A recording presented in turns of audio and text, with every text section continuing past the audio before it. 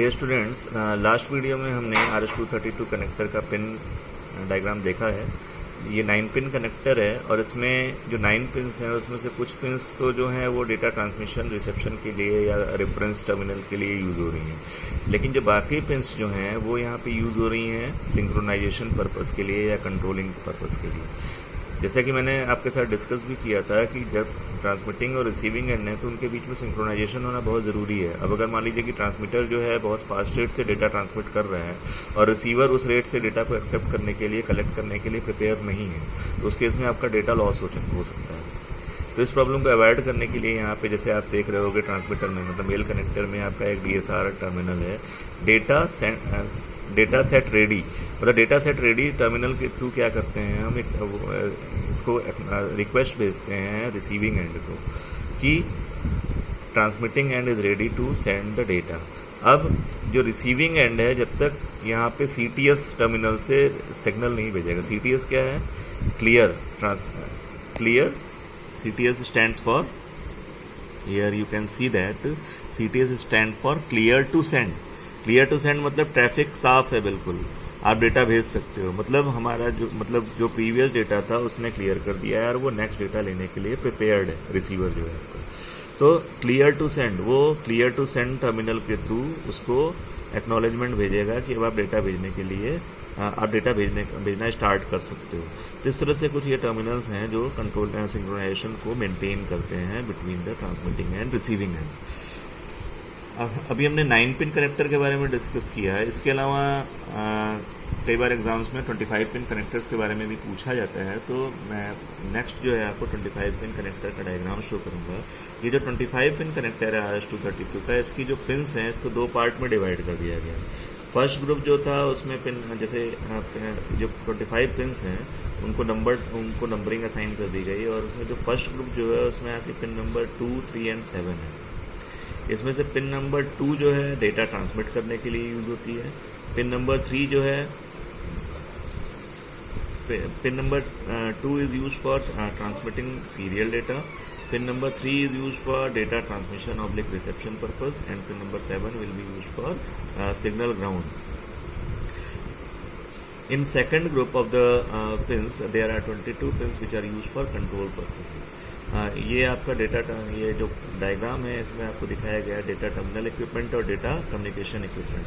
तो इसमें आप ये पिन नंबर 2, 3 और 7 का कनेक्शन देख रहे हो। दोनों इक्विपमेंट्स के जो ग्राउंड है वो आपस में कनेक्ट कर दिए गए। DT से पिन नंबर 2 से ट्रांसमिट डेटा पिन को कनेक्ट कर दिया गया, pin number 2 of DC। Similarly pin number 3 of DC is connected to pin number 3 of DT। तो इस तरह से ये पिन आपस में कनेक्ट कर दी जाती हैं। अब आगे हम देखेंगे कि इसमें कंट्रोल पिन्स कौन कौन सी हैं। तो कंट्रोल पिन्स में आप टोटल 22 पिन्स हैं। 22 पिन्स कौन कौन सी हैं वो हमें देखना है। जैसे पिन नंबर 1 जो है आपका प्रोटेक्टिव ग्राउंड है, मतलब ये कंप्लीट स्ट्रक्चर को रेफरेंस मतलब ग्राउंड या सिक्योरिटी प्रोवाइड करने के लिए इसलिए यूज़ करते हैं, इसलिए इसका नाम प्रोटेक्टिव ग्राउंड रखा गया है। चेसिस से मतलब है उसकी बॉडी को सेफ रखने के लिए यहाँ पे ग्राउंड या रेफरेंस टर्मिनल प्रोवाइड किया गया है। सेकेंड पिन जैसे कि पहले भी अभी बताया था, सेकेंड और थर्ड पिन जो है ट्रांसमिट और रिसीव करने के लिए यूज हो रही है। Pin number 4 is request to send pin. Pin number 5 is clear to send. Pin number 6 is data set ready. मतलब ये जो पिन्स हैं ये सिंक्रोनाइजेशन पर्पस के लिए यूज हो रही हैं। अब आप इसमें देखोगे जैसे पिन नंबर 3, 4, 5 है, उसी तरह से पिन नंबर आपकी 8, 9 आपकी आगे जो पिन्स मिलेंगी पिन नंबर 12, 13, 14। जैसे आप ये देख रहे हो कि पिन नंबर 13 है secondary clear to send. Pin number 14 secondary transmitted data. Pin number 16 is secondary received data. तो ये क्या है कि जब हमारे ट्रांसमिटिंग एक DT के लिए कनेक्टर है और DC के लिए कनेक्टर है, तो दोनों के कनेक्टर्स के लिए मतलब अगर DT का कनेक्टर है तो ऊपर वाली पिन्स यूज होंगी, अगर DC का कनेक्टर है तो नीचे वाली पिन्स यूज होंगी, मतलब सेकेंडरी पिन्स यूज होंगी। बात समझ में आ रही है मेरी? मतलब ये जो 25 पिन कनेक्टर है ये आप DT से भी कनेक्ट कर सकते हो, DC से भी कनेक्ट कर सकते हो। अगर हम DT से कनेक्ट कर रहे हैं तो प्राइमरी पिन्स यूज होंगी, अगर हम DC से कनेक्ट कर रहे हैं तो सेकेंडरी पिन्स यूज होंगी। सपोज दैट आपको इसको फीमेल कनेक्टर की तरह यूज करना है, तो उस केस में प्राइमरी पिन्स मतलब पिन नंबर 2, 3, पिन नंबर 4 ये जो है ये पिन नंबर 4, 5, 6 जो कंट्रोल पिन्स हैं आपकी, ये यूज़ नहीं होंगी। इसी तरह से अगर इसको मेल कनेक्टर की तरह यूज़ करना है तो पिन नंबर आपकी 13 है, 14 है, 16 है, ये यूज़ नहीं होंगी। इसके अलावा बहुत सारी स्टैंड बाई पिन्स भी हैं यहाँ पे, जैसे आप देख रहे होगे पिन नंबर 11 है, पिन नंबर 18 है एंड पिन नंबर 25 है। आगे आप देखोगे पिन नंबर 25 है। ये स्टैंड बाई पिन्स हैं।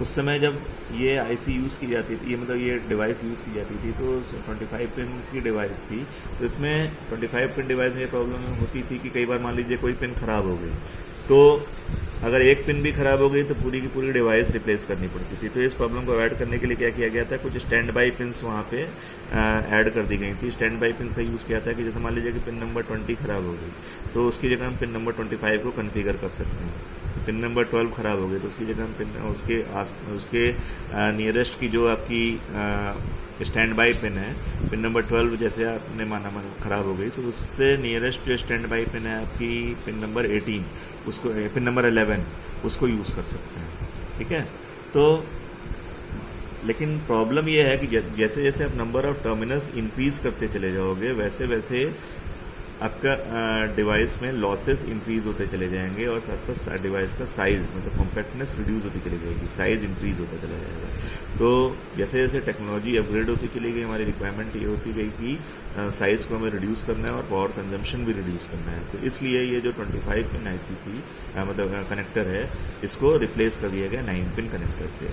अब तो 9 पिन कनेक्टर ही बहुत कम यूज़ हो रहे हैं। अब तो RS-232 की जगह USB कनेक्टर्स ही ज़्यादातर यूज़ करते हैं, जो कि आप करंटली यूज़ भी कर रहे हैं। ठीक है, तो ये 25 पिन्स हैं, इनको आप एक बार याद कर लेना। इनके बारे में बहुत ज़्यादा डिटेल में जाने की ज़रूरत नहीं है क्योंकि अब ये यूज़ में नहीं आते।